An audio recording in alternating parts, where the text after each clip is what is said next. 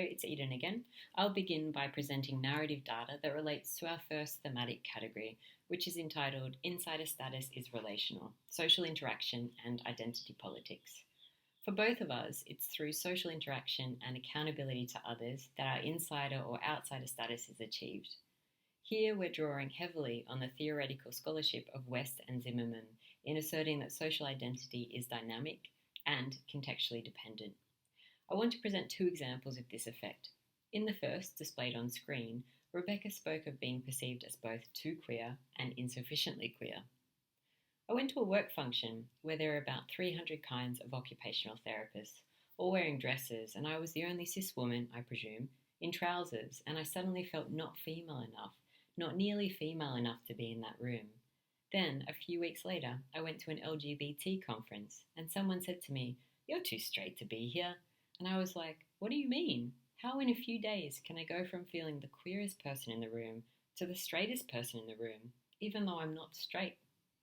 What we see here is that Rebecca fails to achieve the normative expectations of femininity in one setting and the subversive expectations of queer in another.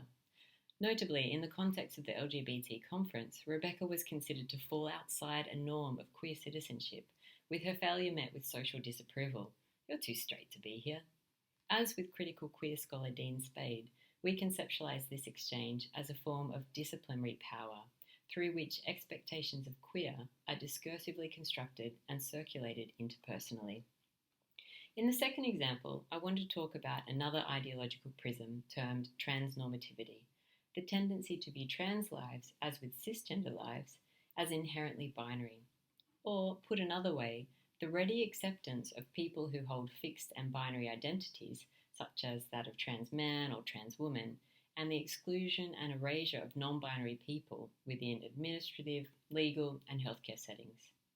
As someone who identifies as non-binary, an effect of transnormativity that I felt in conducting my research was a pervasive and persistent sense of not being trans enough. In the following example, we see how this, in turn, shaped how I engaged with participants in person. I did present the results back to the group. The Facebook group has a monthly face-to-face meetup. I presented at a monthly meetup. There were about 8 people in the room. It felt very strange to just tell people what they already said to me or already knew. But also, I was the least binary presenting trans-masked person in the room. And as such, I wasn't indignant. I was very deferential, I would say. It was the shortest presentation I've ever given. It was more like, "This is something I came to. What do you think?" I was underselling a lot of work, which attests to something I'm working through, this belief that I'm not trans enough, which I think just happens in my head. Here, deference is a behavioural manifestation of an internalised sense of being an outsider to authentic trans citizenship. Thus, not only is gender constructed and reproduced interpersonally, as in the example of Rebecca, but individually. We are made and make ourselves, both queer and not queer enough.